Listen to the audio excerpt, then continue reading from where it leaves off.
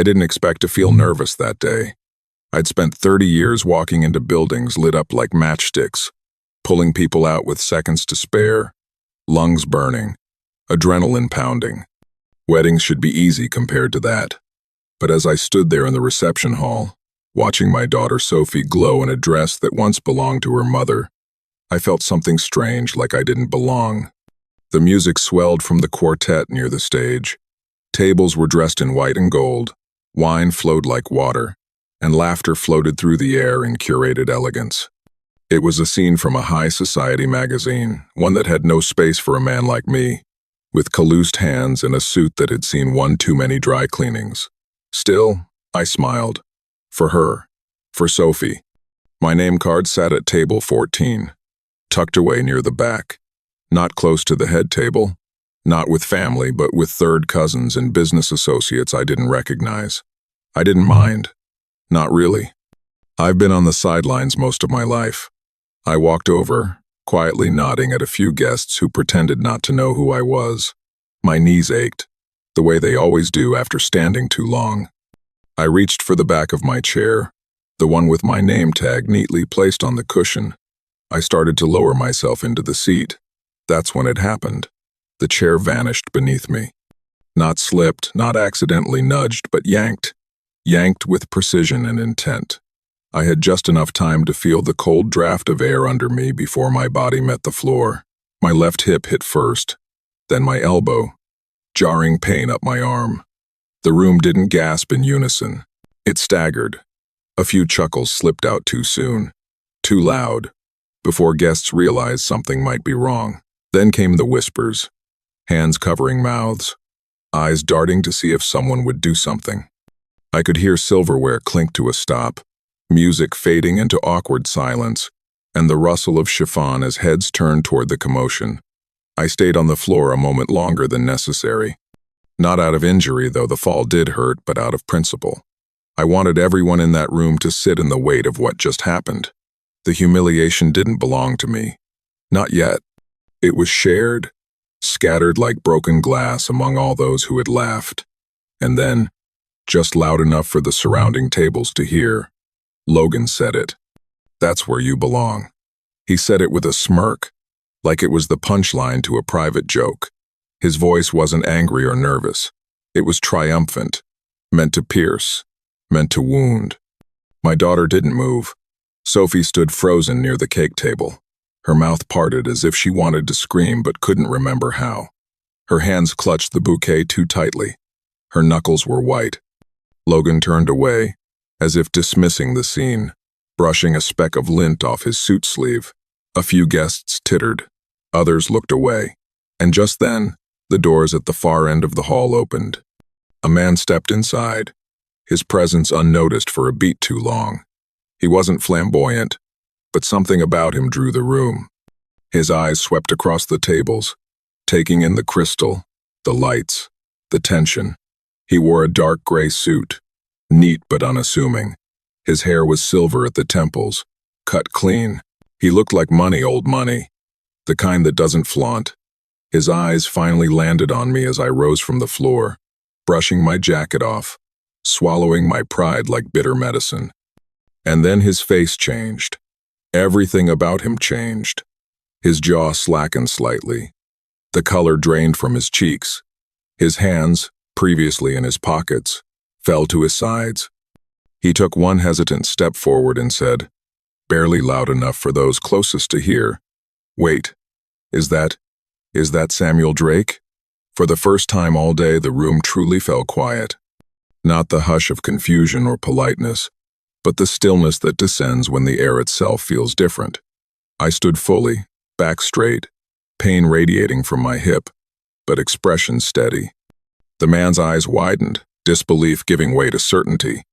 "It's him," he whispered to no one in particular. "Captain Samuel Drake." The weight of my name, spoken like a secret too long buried, spread across the hall like wildfire waiting for spark. I didn't speak. I didn't nod. I just looked back at the man whose eyes knew me from another world, another life. His name was Gerald Westmont, and what he said next would unravel everything. I rose without a word, one joint at a time, steady as I could manage. The floor had been cold, hard, and clean in a way that reminded me of surgical tiles, except this wasn't a sterile room. It was a ballroom where polished shoes shuffled nervously. Crystal clinked in, halted midair, and people avoided eye contact because they didn't know what to do with the silence they'd helped create. My ribs ached, and my left hip sent out a dull, throbbing warning. But I didn't wince. I wouldn't give them that. My hands, scarred from decades of labor and war, braced against the table as I pushed myself upright, slow enough to draw attention but not pity. Laughter lingered in the air, but it had shifted thinner now. Uncertain. A cruel echo that no longer knew if it was welcome. No one was laughing anymore. They were just remembering that they had. I didn't look at Logan. I didn't need to. His smirk had already branded itself into my memory, a scar I would not let fester. I looked toward my daughter instead. Sophie. Her face had lost its glow, her cheeks pale under the makeup, her bouquet tilting like it no longer knew where to be held. Her lips were parted, but no sound came out. Her eyes locked with mine, and what I saw in them wasn't shock, it was conflict. She knew. Somewhere inside, she knew what this was. A line had been crossed, but whether she would name it, stand against it, or excuse it, that was still a mystery to her. I brushed my jacket, flicked off invisible dust, and finally reached down to pick up the chair that had been ripped from under me. I didn't summon a waiter. I didn't wait for someone to help. I placed it back where it should have been and lowered myself into it with the dignity of a man who had gotten back up more times than most people had ever been knocked down. I could feel their eyes, the guests, the family friends, the business partners, all shifting uncomfortably in their seats. I didn't care. Let them stew in it. Let the moment stretch. I knew how to live in discomfort. I had lived in it since the day Sophie's mother died. It had been 18 years since that phone call, the one that shattered whatever illusion of balance we'd built as a young family. She had gone out for groceries. A truck ran a red light. That was it.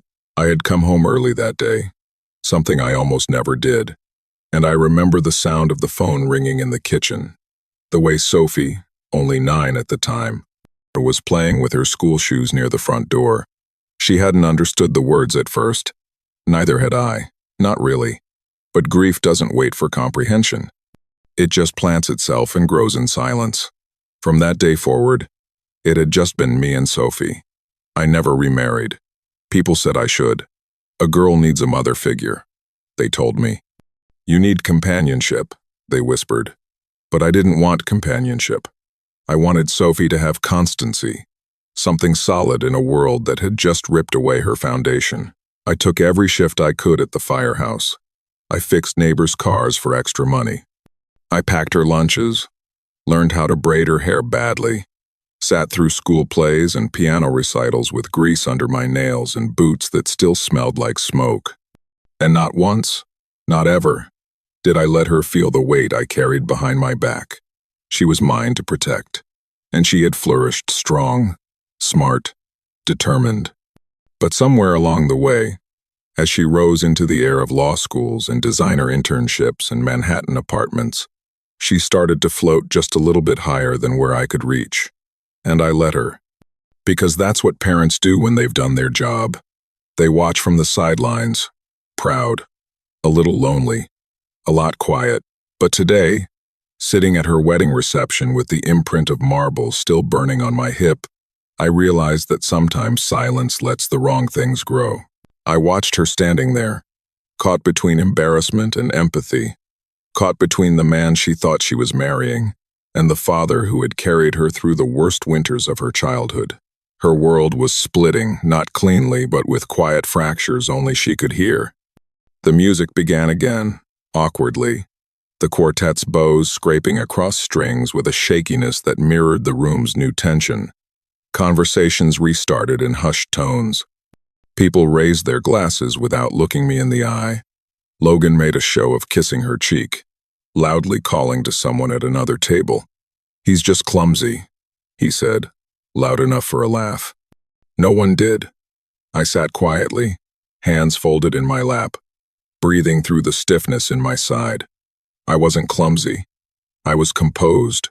I was grounded. I was a man who had fallen in front of the same people who thought power looked like a tailored tuxedo and a smirk.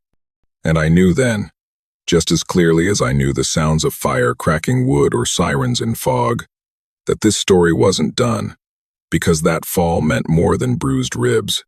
It meant a line had been crossed, and the man who had pulled the chair didn't know yet what that meant. But he would. She didn't run to me, didn't take a step, not even a startled flinch in my direction. She stayed where she was, near the sweetheart table, her champagne glass trembling in her hand. And across that stretch of polished marble, she mouthed it like she was asking for the weather, not for something that should have shaken her to her core. "Are you okay?" Her lips moved slowly, deliberately, like the syllables took effort. I nodded once, subtle, almost imperceptible. Not because I didn't want to speak, but because I didn't know what to say anymore. I had never felt that far from her, not even during the years when we were learning how to live with a hole in our family. The physical distance in the room felt like miles, but what gutted me wasn't how far she stood, it was how unfamiliar her concern felt. It wasn't the kind of fear that used to make her sprint across the soccer field when I scraped my knee playing goalie during backyard matches. It wasn't the panic that used to flicker in her eyes when a storm would knock out the lights and she'd cling to my arm like I was her anchor. No, this concern was polite, public, polished. It was concern in heels and lipstick, wrapped in the tone of someone who couldn't decide which side of the line they stood on. That was what cracked something deep inside me. She didn't even glance at Logan. She didn't look to him, didn't question, didn't scold. She simply stared at me like a guest trying to process a scene, not a daughter witnessing the deliberate humiliation of the man who raised her. I sat there, every inch of me stiff, my hands resting on my lap as if the simple act of folding them could hold the rest of me together. I didn't let my eyes drop.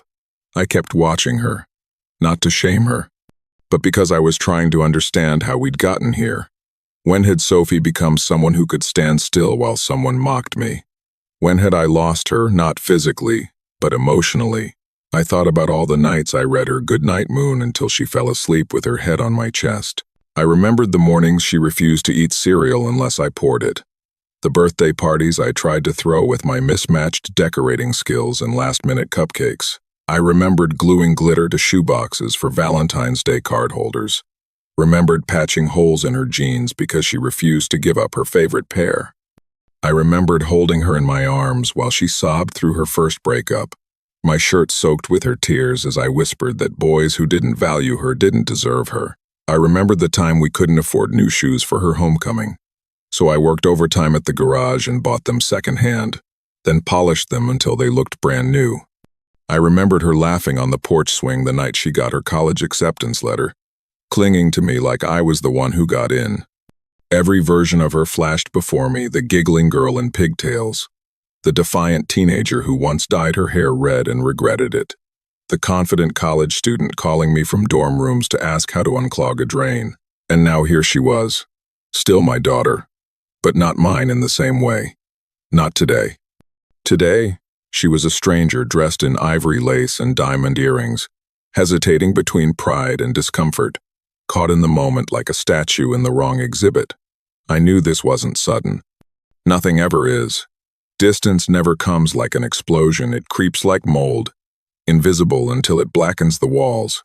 Somewhere along the way, she had started translating love into lifestyle, loyalty into convenience, and I hadn't noticed. Or maybe I had and pretended not to. Because every time I called and she said, "Sorry, Dad, work's been crazy," I told myself that meant she was succeeding. Every missed dinner, every canceled holiday, every polite birthday card with a gift card inside. I told myself that meant she was busy building a life. And maybe she was. But I didn't think she'd build it this far from me. Not far enough to forget who I am. Not far enough to stand frozen while the man she planned to marry treated me like a joke in front of friends and family. I kept my face calm, because fathers are supposed to be unshakable. But inside, I felt like the floor had given way long before the chair ever did. She stood there, still watching me, her eyes too wide, her body stiff. I couldn't tell if it was fear or embarrassment or guilt, but it wasn't love, not the kind that acts without needing a cue. And I knew in that moment that I wasn't just dealing with a disrespectful fiancé. I was staring down something far worse. The quiet realization that the bond I thought was unbreakable had been fraying for years. And now, under chandeliers and champagne, in front of 100 glittering strangers, it might have finally snapped. It was exactly a week before the wedding when I got the call.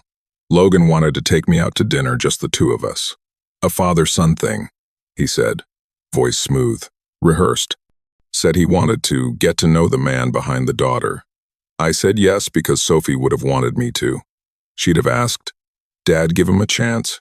And I had given worse men far more than just a dinner, so I said yes. I ironed my best shirt, the one with the cuff that won't quite hold a crease anymore, polished my shoes until the scuffs didn't show unless you looked close. The restaurant was in the Upper East Side, the kind of place where the valet raises his eyebrow at your truck, where waiters don't bring menus unless you ask. I arrived early, always do. Sat near the entrance watching people float in sharp suits, clean nails, quiet laughter behind thin-stemmed glasses. Logan arrived 6 minutes late, wore a tailored navy blazer, his gold watch glinting as he shook my hand like he was closing a deal. "Samuel," he said with a smile that didn't touch his eyes. "Glad you could make it." I nodded. "You're the one getting married." "That I am," he said, sliding into the booth like the table had been waiting for him. The waiter came over with a bottle of something French I couldn't pronounce. Logan waved him off with a flick of his hand.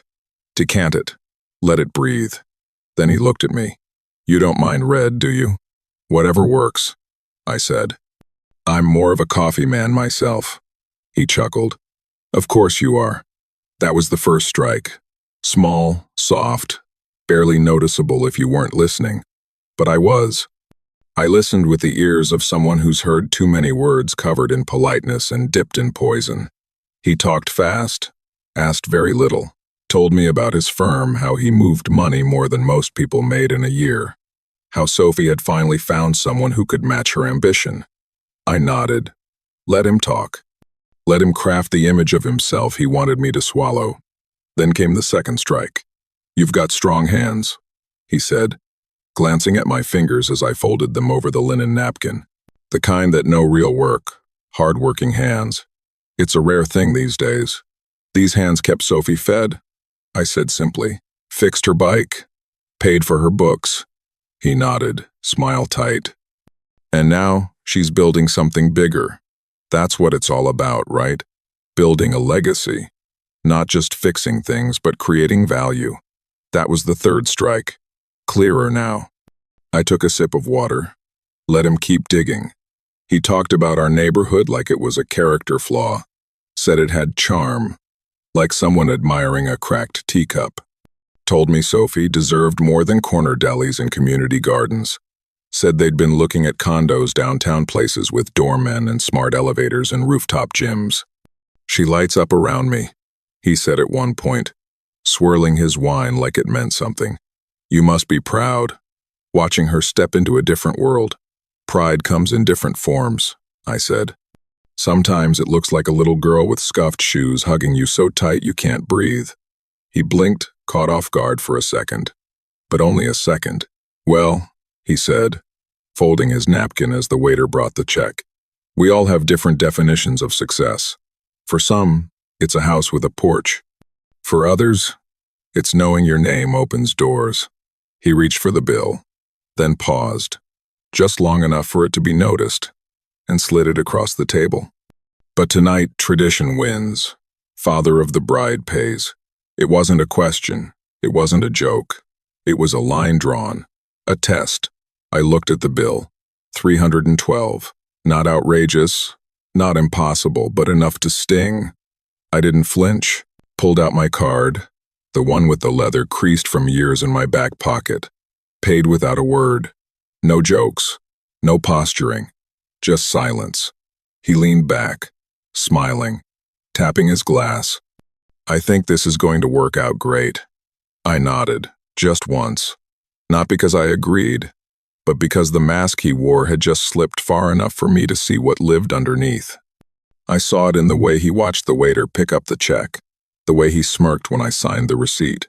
Arrogance coated in charm, insecurity hiding behind money, and something else, something worse, entitlement disguised as sophistication.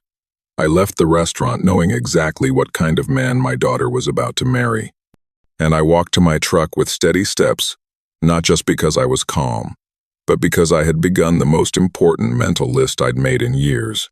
I didn't raise my voice. I didn't lecture.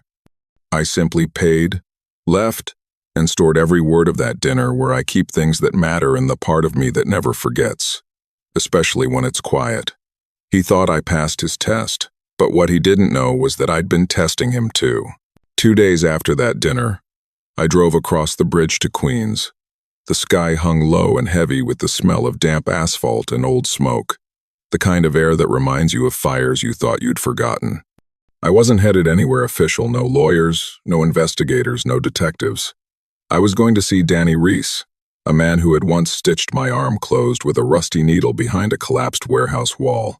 We served together back when I was a field medic with Engine 34. A long time ago now. Danny had left the front lines before I did, got into compliance and internal audits for city contracts, a kind of work that bored people like me to death but paid people like him to know exactly who was stealing from what and how. I called ahead, told him I needed a favor, told him I couldn't explain much on the phone.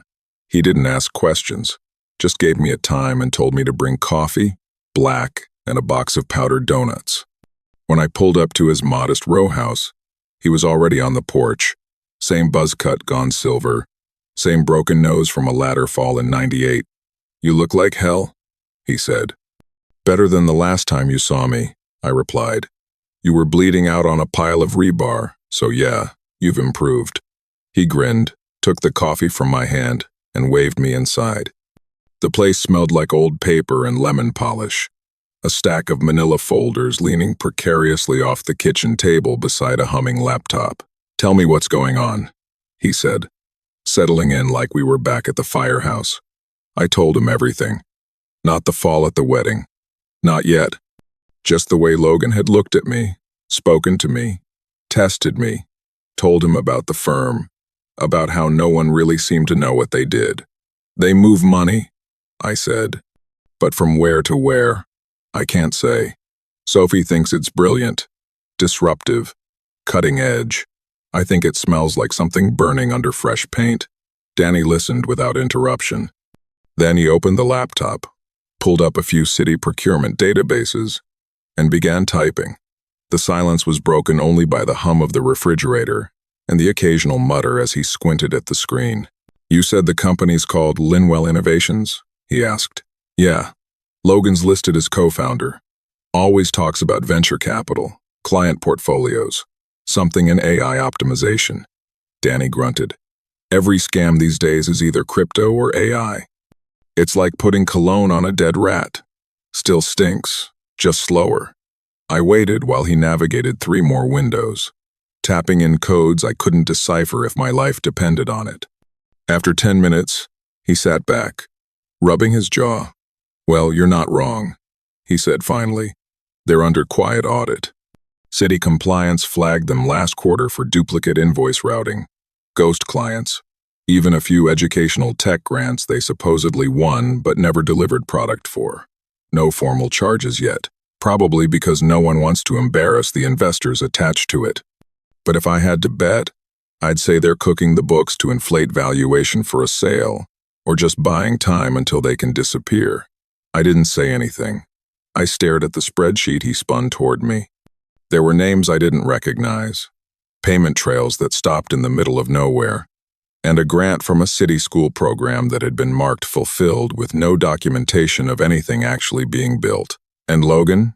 I asked. "He's listed as lead on 2 of the most suspicious filings," Danny said. "And you don't put your name on those unless you're stupid or you think you're untouchable." I sat back in the chair, the cheap wood creaking under my weight.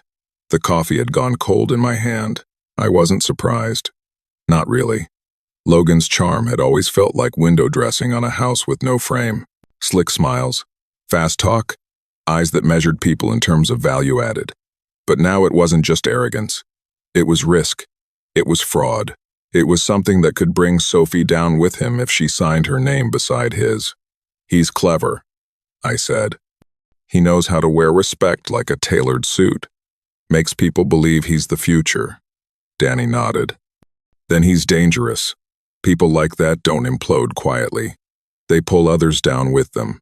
I looked down at my hands, the same hands that had once held Sophie's little fingers across a hospital waiting room. The same hands that had built her childhood, one scraped knuckle at a time. I clenched them now, not in anger, in focus. Can you send me this? I asked. Not to use yet, just to hold. You got it. Danny clicked a few buttons and emailed it over. Sam, he said, voice lower now, you need to be careful. If this guy catches wind that you're asking questions, he'll come after you. Not with fists, with spin, manipulation, shame. That's how these types work. They make you look crazy for pointing out what's right in front of everyone. I nodded. I've been made to look crazy before. It doesn't stick long if you outlast the noise. I left his place just before sunset. The city was painted in fading gold, traffic inching past like slow-moving brushstrokes. As I drove home, I kept thinking about Sophie, about how close she stood to the edge without seeing it. I didn't have proof that would hold up in court. Not yet, but I had something better. I had truth and time, and the patience of a man who'd learned how to wait for fires to reveal their real source. Logan thought he was marrying up, thought I was a relic to be tolerated. He didn't know yet that I'd walked through worse flames than his. He didn't know yet that I wasn't the kind of man who let people I love walk into burning buildings alone. The thing about neighborhoods like mine is they remember. Not just birthdays or Sunday routines or who parks where, but the way a person looks at you when they think no one else is watching. Respect echoes. So does disrespect. And when you've lived in a place long enough, you learn that news doesn't arrive in headlines, it travels in the wind. A nod here, a murmur there. Someone stepping a little too close in line at the hardware store just to say what they couldn't stop thinking about. The first whisper came from Clara, the baker 2 blocks from my house. I've known her 20 years. She still writes my name on the wax paper of the rye loaf every Wednesday like she did back when Sophie used to come in with her pink lunchbox and ask for an extra cookie with sprinkles. That morning, Clara looked at me with something different behind her eyes. Not pity, Clara's never been the type. Just something heavier than usual. She handed me my bread, then leaned across the counter and spoke in a hushed voice that carried more weight than anything written in bold. I overheard something at the cafe downtown. She said, that fiancé of your daughter, he called you a stepping stone. I didn't answer right away, just held the bread in my hands and let her words settle. Said it to a friend over espresso like it was nothing, she added. Laughed when he said it too, like he was proud of it. I nodded slowly, folded the top of the bag, and thanked her like we were talking about the weather. But inside, the air shifted. A stepping stone, a thing to be stood on, walked over, used. Not a person, not a father, not a man who worked double shifts to keep the lights on and shoes on his daughter's feet. I walked home without touching the bread. My hands were too tight around the paper for it to matter. That afternoon, I stopped by the post office. I don't usually chat, but Roger behind the desk was waiting for a lull in the line. Sam, he said, motioning me forward. You know that kid Sophie's marrying? One of my cousins works security at that conference center by the river. I didn't say anything, just waited. Said the guy was at a luncheon last week. Roger went on. Told someone at his table, once we're married, I'll make sure Sophie never steps foot in that neighborhood again. Said it loud enough to be heard over the clink of wine glasses. My jaw didn't move. My expression didn't shift. But my spine did. Straightened, like I'd heard a fire alarm go off in my bones. I thanked Roger, told him I appreciated it, walked out with the mail under one arm and a new silence blooming in my chest. Not because I was shocked by now. I wasn't. Logan had made himself clear in a dozen quiet ways. But this was something else. This was exile in a suit and tie. This was a man planning to erase everything that made Sophie who she was. And worse, Sophie hadn't seen it. Or maybe she had, and she was hoping it would pass. I've known hope like that. It's the kind that poisons slow. Over the next few days, the whispers kept coming. Mrs. June at the corner pharmacy told me she overheard Logan telling someone that marrying up is more strategic than romantic. Said it with a grin. Said it like a blueprint. Like Sophie was part of his climb. An old friend from the engine company sent me a text. Your daughter's fiancé showed up at a networking event. Called your work ethic noble but dated. Thought you should know. I didn't respond. I didn't need to. I just saved the message. I started writing things down in a little notepad I kept in the garage. Nothing dramatic. Just names, dates, the flavor of each insult. I didn't plan on using it. Not yet. But I'd learned a long time ago that when a fire starts, you track the smoke first. It always leads to the source. I watched Logan more closely the few times we crossed paths.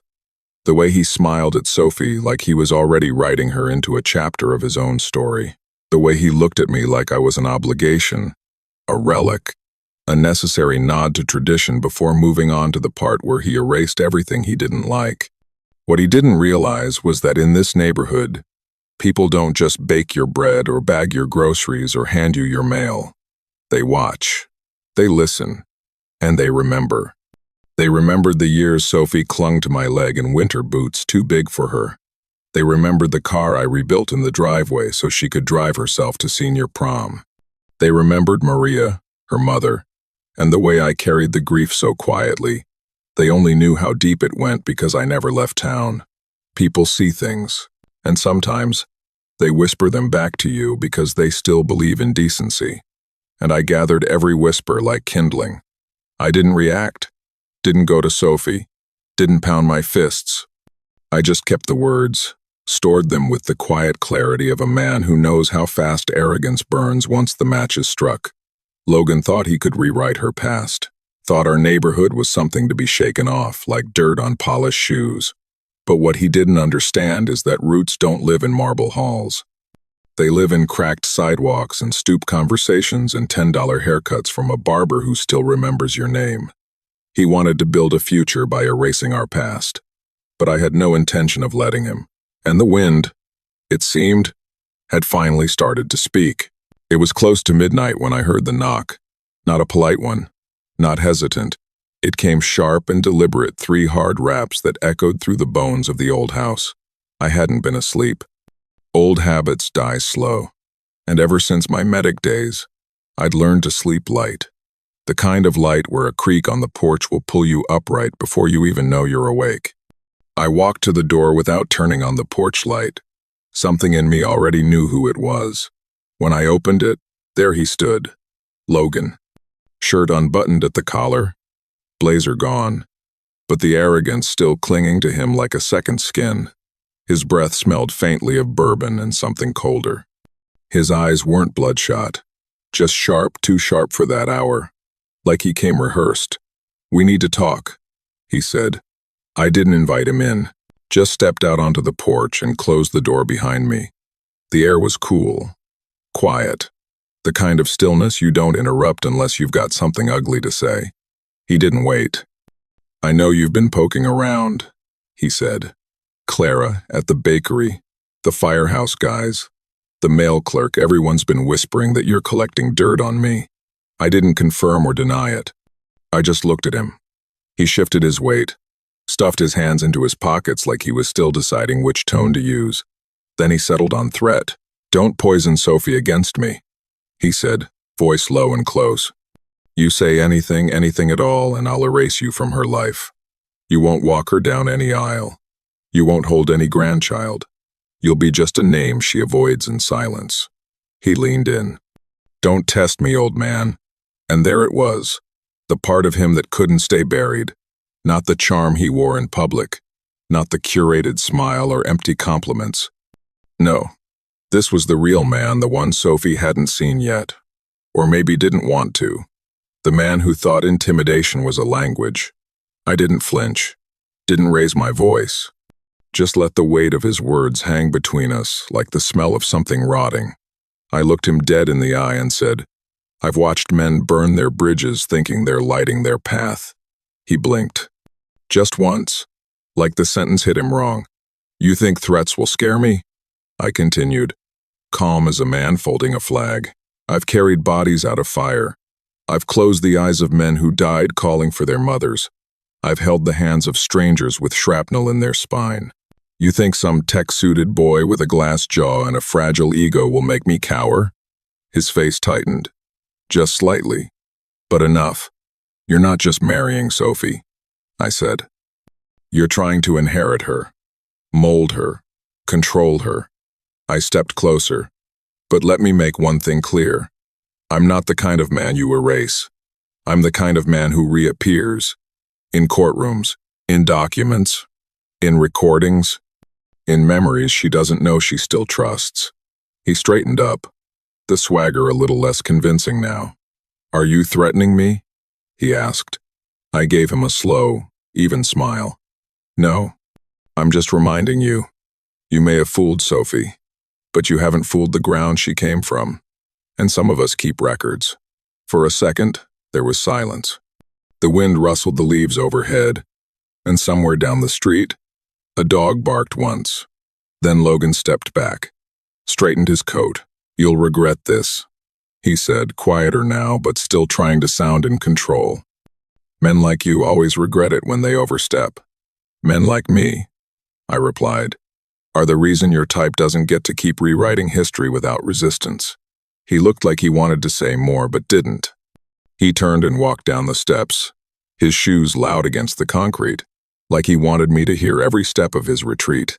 I watched until his car disappeared around the bend, then went back inside. I didn't lock the door behind me out of fear, just out of habit. I sat down at the kitchen table, pulled out my notepad, and added a line under his name. "Midnight visit. Threats made. Witness. Porch camera rolling." Then I made tea. Something simple. Something grounding. Because the fire hadn't started yet, but the air smelled of smoke. And I fought fires before. This one, I wouldn't need water for. Just patience. And time. The morning of the wedding was unseasonably warm. The kind of heat that clung to the skin under a suit jacket and made a man sweat before noon. I arrived at the venue on time, dressed in my best charcoal gray suit, one I hadn't worn since a firefighter's retirement dinner 6 years ago. The boutonniere pinned to my lapel was slightly wilted, like it had been chosen last minute, as if someone in the back had said, "Oh, give him something, I guess." The venue was extravagant, marble floors, chandeliers that looked like frozen fireworks, string quartet by the reflecting pool. Logan had spared no expense, or more likely, someone else's money. I recognized the style.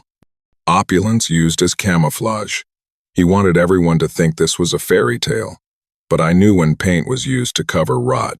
Sophie looked beautiful, no, regal. She walked down the aisle with grace, her dress a sweep of ivory and lace that shimmered under the chandeliers like starlight. She smiled, the kind of smile that doesn't reach the soul, the kind that's been practiced in mirrors and bridal magazines. I watched her pass, a flicker of hesitation in her eyes when she saw me, but then it was gone. She didn't stop, didn't whisper, "Hi, Dad," just moved forward, toward a man I no longer believed was capable of love. My seat was in the back, not even close to the head table, table 19, near the kitchen door, where waitstaff brushed past with trays of amuse-bouche and champagne flutes. They didn't even give me a program. I watched from afar as speeches were made by Logan's best man, by Sophie's college friend, by some uncle who kept making bad jokes. No one asked me to speak. No one acknowledged what it meant to raise a daughter alone, to be the man who bandaged, scraped knees, packed school lunches, taught her how to ride a bike on a cracked driveway after her mother died. I'd been erased in print long before I'd been erased in placement. Logan worked the crowd like a politician, shaking hands, kissing cheeks, keeping one hand always on Sophie's lower back like a claim of ownership. He laughed too loudly, toasted too often, every gesture choreographed, every smile empty of warmth. Eventually, he made his way over to me, not in kindness, not in respect, but like a cat approaching a bird it doesn't fear. He crouched beside my chair, voice low so no one else could hear. "Nice of you to show," he said, that same mocking curl to his lip. "Hope you don't fall this time, old man. Floors are marble. Might break a hip." I didn't respond. Didn't give him the satisfaction. Just sipped from the glass of water I'd been given no wine for table 19, apparently, and stared at him until the silence did the work words didn't have to. He leaned in closer. "Smile, Dad. You're at a wedding. Your daughter's happy. You should be too." Then he stood, brushed imaginary lint from his sleeve, and walked away before I could speak. I didn't chase him. I didn't call Sophie. I didn't raise a glass. I watched. I took in everything: the placement cards, the staff, the guests, the photographer snapping pictures of Logan kissing Sophie's cheek with his eyes half-lidded and insincere. It was all for show. Polished lies wrapped in tulle and rose petals. There was a moment, during the first dance, where Sophie looked over Logan's shoulder and caught my eye. Her expression softened for a breath, like some old memory rose to the surface, a bedtime story, a hospital waiting room where I never left her side, or the day she cried into my neck because her mother wasn't there for her ballet recital. Then she blinked, and the look was gone. Logan whispered something in her ear. She nodded, laughing politely, like a woman too tired to keep fighting the narrative. I sat there, still as a stone, still as a man who had built his life around duty, only to be told he no longer had a role in the play. But I hadn't come for the cake or the dance. I hadn't come for their hollow gestures. I came for her, to see with my own eyes whether there was still a door left in her heart, whether the little girl I raised had been buried beneath silk and illusion, or if she could still be reached. And something in me knew this wasn't the end of the story, just the glittering, hollow middle, the kind that looks like magic until the curtain falls. The moment played out like slow motion in my mind again and again, like a cruel loop on a projector in a dim room.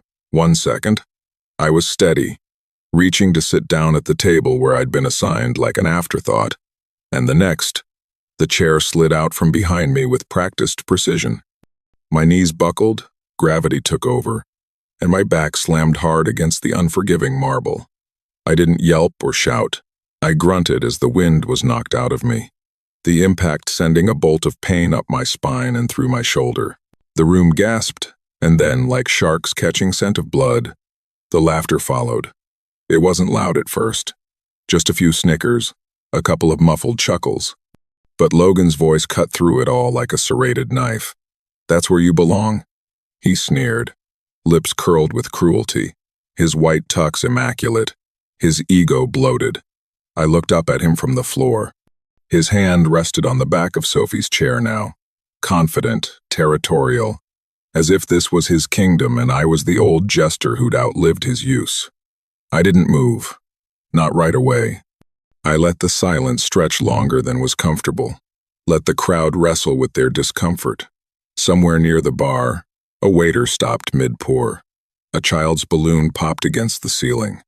I could feel my pulse in my jaw, but my face didn't change.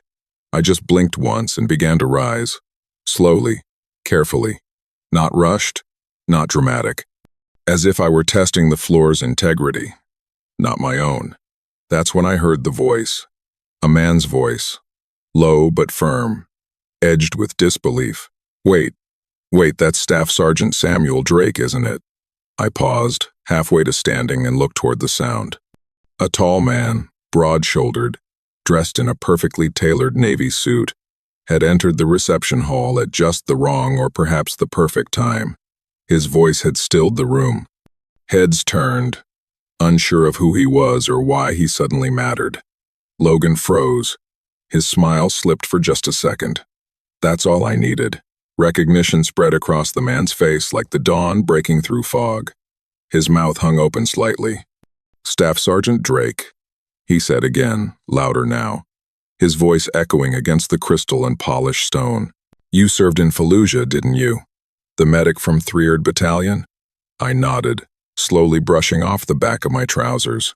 That was a long time ago, I said, voice even. But yes. The man stepped forward, eyes wet with sudden memory. You saved my brother, 20 miles from the highway ambush. You carried him back under sniper fire with a bullet in your leg. I had no idea who his brother was, but I'd heard variations of that story before. I hadn't saved one man, I'd saved dozens. And not alone. War makes ghosts of us all, even when we survive. The man turned to Logan, eyes narrowing. You didn't tell me your fiancé's father was that Samuel Drake. Logan's face flushed red, the kind of red that speaks of exposure, not embarrassment. He started to say something, but the man raised a hand. You humiliated a decorated soldier, a man who's seen more loss than most of us can fathom and still got up every day to raise a daughter on his own. His voice cracked not from sentimentality, but from the weight of history. You mocked him in public like this? Do you have any idea who you're marrying into? A ripple moved through the crowd like wind over tall grass. Some people lowered their eyes. Others looked back at me differently, recalibrating their impressions. I didn't need their pity. I didn't want their sudden reverence. What mattered was Sophie. She stood frozen beside Logan, hands clasped tightly in front of her, her lip trembling. I couldn't tell if it was guilt or recognition or both. Logan stammered, trying to regain control. I didn't know that. I mean, it's not like he talks about it. He's just her dad, a handyman. Gerald Westmont's face hardened. He's not just anything. He's more of a man than you'll ever be. Logan stepped back. Dad, come on. But the room was already turning on him, the spotlight shifting without mercy.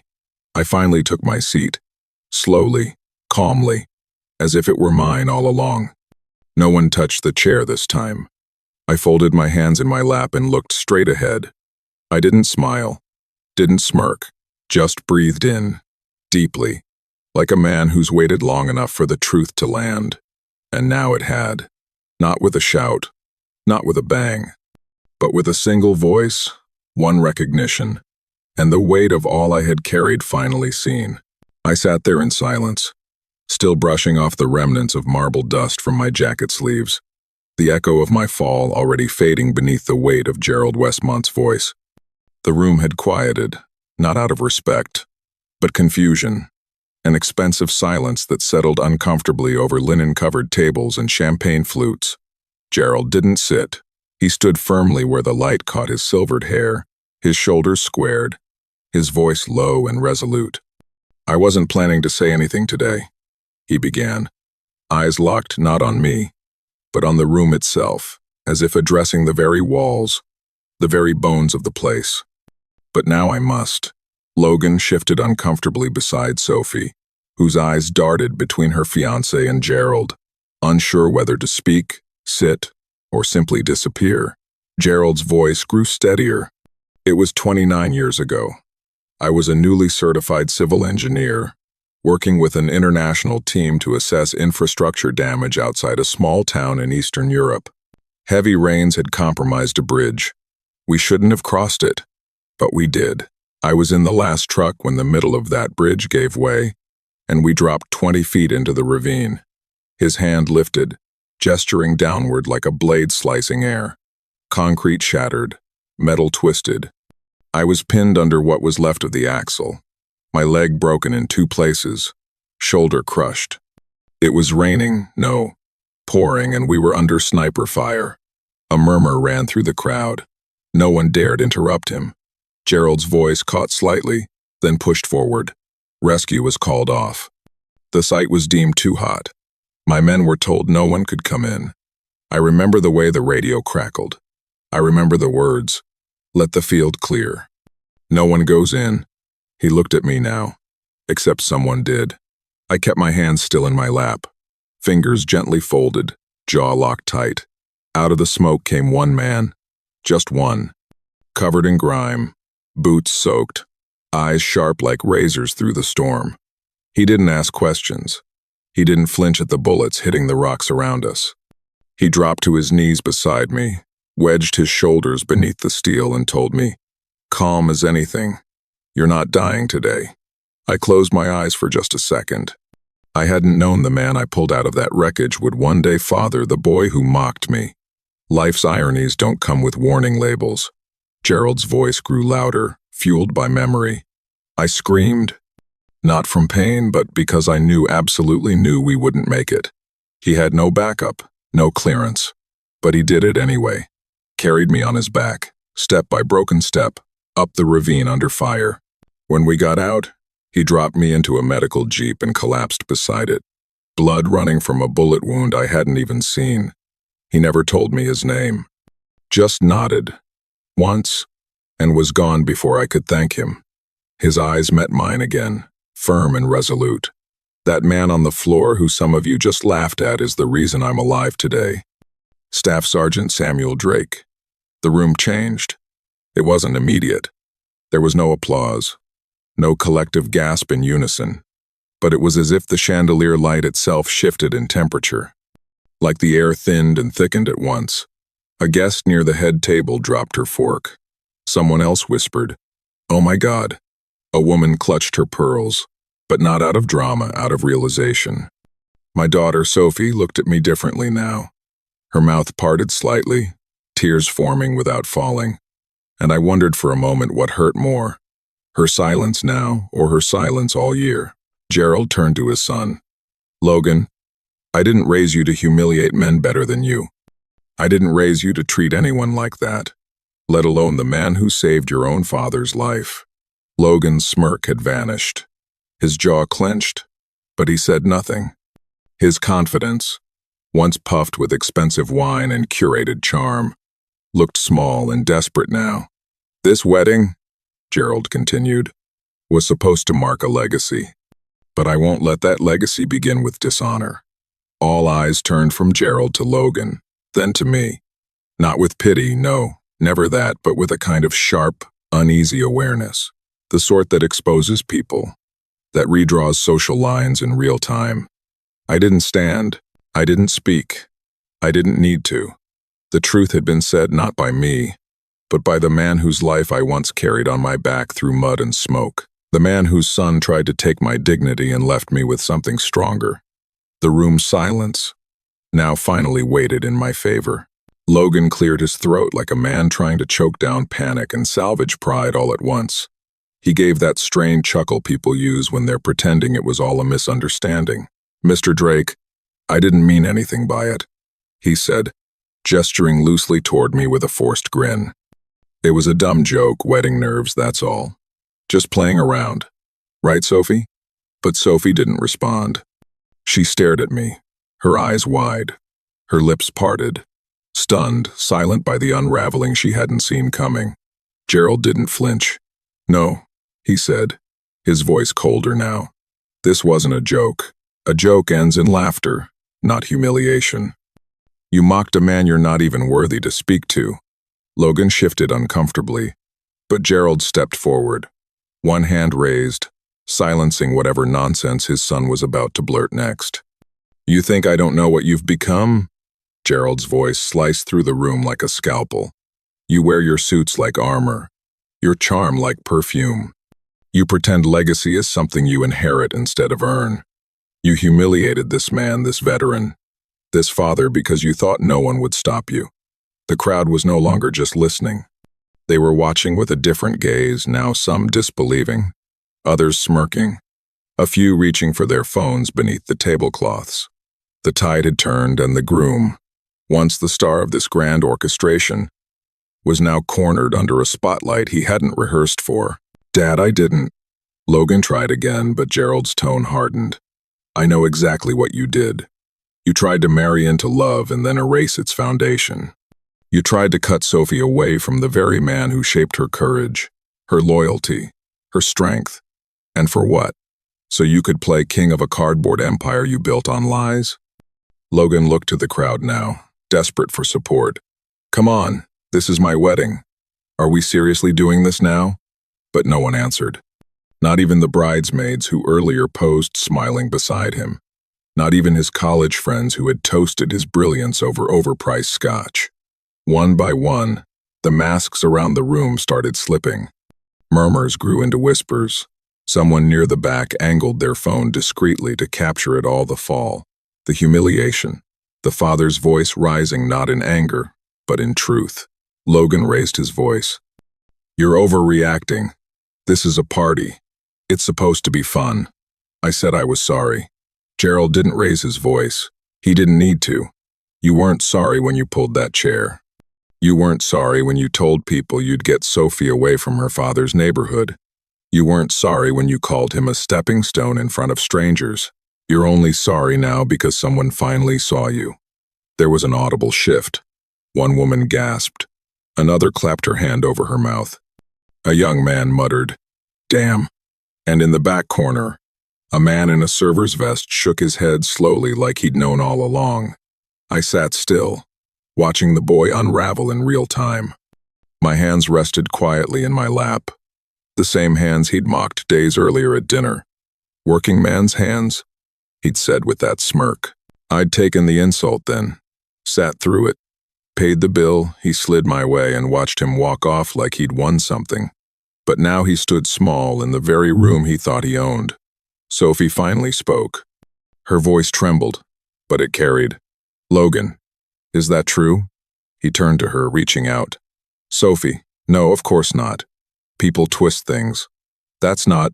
She stepped back. "Don't lie. Not to me. Not again." The air felt different then. Not tense, but clarified. Like when smoke clears from a field and all the damage is finally visible. Logan's face crumpled into something pitiful, part anger, part disbelief. "You're siding with him?" Gerald's voice snapped back. "She's siding with decency. Something you wouldn't recognize if it kissed you on the cheek." Logan looked around, but found no refuge. The crowd wasn't with him. Even the music had died down. No one touched the cake. No one dared raise a glass. He'd lost the room not with a scream, but with a truth he couldn't outrun. And I just sat there, silent, still, watching a boy who once sneered, "That's where you belong," finally learn what it meant to be beneath the moment, not because he fell, but because he never stood for anything at all. For a long moment, there was nothing but the quiet hum of tension thick in the air, the kind that settles right before something irreversible happens. All eyes were shifting, not to Logan anymore, not to me, not even to Gerald, but to Sophie. She had remained seated throughout the chaos, hands trembling on her lap, her expression unreadable, caught between the fragments of what she thought this day would be and what it had become. And then, slowly, deliberately, she stood. Her chair scraped lightly against the floor, the subtle sound louder than any voice in that moment. Logan turned to her, his voice hopeful, already trying to pull her back into his performance. "Soph, listen, this just got out of hand. I didn't mean for..."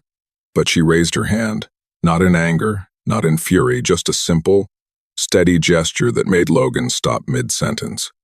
She looked at him, not as a bride, not even as a partner, but as a woman suddenly seeing the man in front of her without illusion.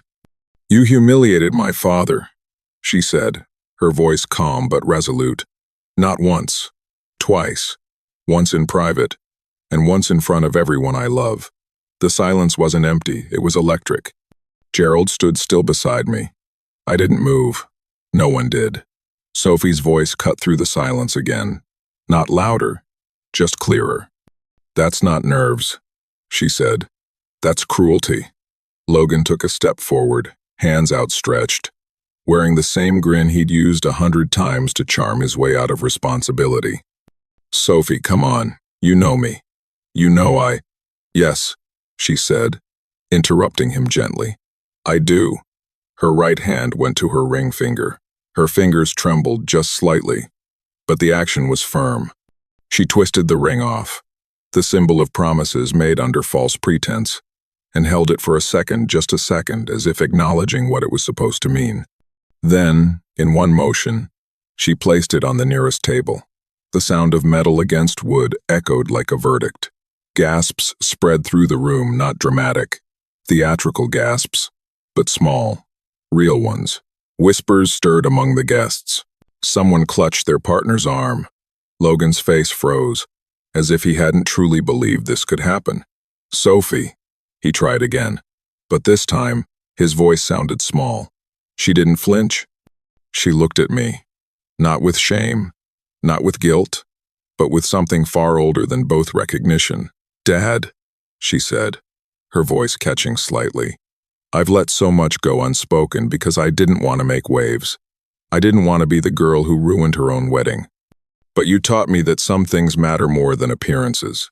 She turned slightly back to Logan, her tone sharpening with every word. "I wanted a marriage based on kindness, not performance. A future built on strength, not dominance. You mocked the very man who gave me those values. You thought you could take everything from him and still have all of me. But I'm not built like that. I'm his daughter." She paused. "Let it sit. And I don't want a marriage built on ego and shame." There it was. Final. Not dramatic. Not vengeful. Just the truth delivered in a voice that had finally remembered its own power. Logan's lips parted as if he had one last trick to play. But even he knew there was no coming back from this. The room was no longer his stage. It never had been.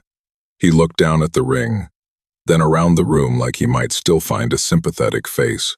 But every expression mirrored the same quiet judgment. I sat still, feeling the weight of what just happened, not as victory, but as clarity. Sophie was no longer the little girl I tucked in after bedtime stories or guided through heartbreaks and scraped knees. She was a woman, now her own person, and she had just chosen truth over comfort. Gerald stepped forward then, not saying anything, just resting a hand gently on Sophie's shoulder, his expression proud and solemn. And then Sophie turned toward me, walked across the room, and reached out her hand. I stood, took it. We didn't say a word. We didn't need to. The hall around us was still, caught in the aftershock of the truth spoken without theatrics. Just honesty, finally standing where lies once sat. And that was more powerful than any toast, any vow, any ceremony. It was the kind of moment you remember not for how loud it was, but for how quietly it changed everything. Sophie slipped her arm through mine like she used to when she was a little girl, afraid of thunder. But this time, there was no fear, just quiet strength, like she was anchoring herself to something real after drifting in a sea of illusion. We walked together, slowly, past stunned faces and half-eaten entrees, the path to the door parting like water around us. Her heels clicked against the marble in rhythm with my steps, and for the first time in what felt like years, our steps matched. We didn't look back. We didn't need to. I could feel Logan's gaze burning a hole in the back of my jacket. I imagined him still frozen at the table, lips parted, fists clenched, not because he lost Sophie, but because he'd been exposed. That kind of man only values power when it's disguised as love. As we reached the grand entrance, the golden doors now somehow less impressive than they had seemed when I first arrived, a voice called after us. "Samuel." I turned. Gerald Westmont, still in his tailored suit, eyes darker now with a storm that wasn't there before. He caught up with us, placing a steady hand on my shoulder. "Let me help," he said plainly. "I'll press charges for assault. That stunt with the chair, it was calculated. And I know people, good people, in federal oversight. If you want Logan's finances audited, it won't be hard. What he's done, it's not just personal, it's criminal." I looked at Gerald. He wasn't offering this out of pride or social embarrassment. He meant it. It wasn't about protecting his name, it was about honoring mine. But I shook my head slowly. "I appreciate that," I said. "But truth doesn't need revenge. It just needs time and eyes." Gerald didn't argue. He just nodded, the corner of his mouth twitching like he half respected the restraint, half regretted the justice left on the table. "You're a better man than I am," he said. "No," I replied. "Just one who's been through enough battles to know when to put the sword down." Sophie looked between us, her grip still tight around my arm. Her eyes were glassy, but not with sadness. They were clear in a way I hadn't seen in years, like fog had finally lifted from some corner of her life she didn't know had grown dim. We stepped outside, the air crisp and honest against our skin. No chandeliers out here, No curated music or curated guests. Just a long walkway, a city blinking in the distance, and silence that didn't need to be filled. "I'm sorry, Dad," she said suddenly, stopping at the bottom of the steps. "For the distance. For not seeing it sooner. For—" I squeezed her hand gently. "You don't need to apologize for loving someone you thought was good," I said. "You just need to forgive yourself for staying when he showed you he wasn't." She nodded, wiping her cheek with the back of her hand, then looked up at the sky like it might offer answers. "I thought I was building a life," she whispered. "Turns out I was just decorating a cage." I didn't say anything. I just stood beside her, letting her process it all without rushing her forward. We walked to my truck. Not fancy, not polished, just reliable. Like me, I opened the passenger door for her like I used to when she was 16 and nervous about her driving test. She smiled faintly, stepping in, folding the train of her once dreamed of wedding dress into the cab like it was nothing more than fabric now. We drove in silence for a while. Then, softly, she said, "Do you think people can really change?" "Yes," I said, "but only when truth hurts more than the lie they've been living." She stared out the window. "Then maybe I'm finally ready." I didn't ask what for, didn't press her. I just kept driving. I'd waited years for this kind of silence, the kind that meant healing had begun. Not because everything had been fixed, but because something poisonous had been removed. As we turned down the street that led to my house, her old street, the one Logan had sworn she'd never return to, I glanced at her. She looked at peace, even in her sadness. "You know," I said, "you always looked better in boots than glass slippers anyway." She laughed, and it wasn't broken. It was whole.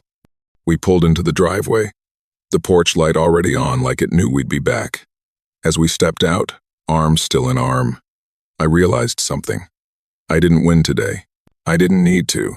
I just showed up, endured, stood when it mattered, and trusted the truth to do the rest. And somehow, that was enough. The morning light filtered through my kitchen window, soft and golden, touching everything like a quiet apology for the storm the day before. The kettle hissed on the stove, and the scent of cinnamon drifted from the skillet where Sophie stood, sleeves rolled up, flipping French toast the way she used to when she was 16 and insisted she could cook better than me. She hummed under her breath a tune I half recognized from her childhood, and I let the moment hold me. No gold chandeliers, no designer place settings, just mismatched mugs and the creak of my old linoleum floor beneath our feet. And yet it felt more like a homecoming than any aisle or altar ever could. "You still use this pan?" she asked, holding up the dented cast iron like it was a relic. "It's older than me." I grinned. "It's seasoned with more wisdom than both of us." She smiled. "That real kind. The one that reaches the eyes and doesn't care who's watching." She plated the toast and handed me a mug of coffee just the way I take it, strong. No sugar, no cream. Just honest. We sat at the table by the window, the same table where I used to help her with math homework, where we had spaghetti dinners on the nights I came home late from the firehouse, where she once tearfully told me she missed her mom, even though she never got the chance to know her. "I forgot who I was raised by," she said, out of nowhere. I looked up. She wasn't crying, but her voice carried something heavier than tears, something like reverence. Somewhere in the mess of trying to be enough for Logan, I forgot I was already more than enough. "You never said much, Dad, but you showed me. Every single day." I didn't know what to say to that. Words sometimes feel too small to hold meaning like that. So I just reached across the table and gave her hand a quiet squeeze. That was how we always communicated best, in gestures, not speeches. After we ate, I rinsed the dishes while she dried, and as I handed her the last plate, I caught sight of the photo on the mantel, the one I kept above the fireplace for years. A younger me, soot-streaked and smiling, cradling baby Sophie in a navy blue fire blanket outside Station 47. She was barely a week old then, already stubborn, already loud, already mine. The world had tried to break us more than once, but that photo reminded me of what held. "You know," I said, nodding toward the picture, That night was the first time I ever held something fragile and realized I didn't have to be made of steel to protect it. Sophie walked over and stood beside me, eyes fixed on the photo. "I've seen that picture 100 times," she murmured. "But today, it hits different." "How so?" I asked. She turned to me. "Because I see the man, not just the uniform. And I see the girl who grew up thinking strength meant silence. But it doesn't. It never did." I exhaled slowly. We were rebuilding something, not the same house, not the same memories, but something stronger, something that could finally breathe. Later, we stepped onto the porch, coffee cups in hand. The air was cool, and my wind chimes rustled just enough to remind us we were still alive, still standing. She leaned her head on my shoulder the way she did as a kid watching thunderstorms roll in. And I let myself feel proud, not because I'd been vindicated, not because I'd walked out of that wedding with my dignity intact, but because I'd walked out with my daughter beside me. And that was everything. He tried to pull the chair out from under me, I said quietly, more to myself than her. All he did was help me stand taller. She nodded, and in the silence that followed, we didn't need to say anything more. The truth had done its work. We were home.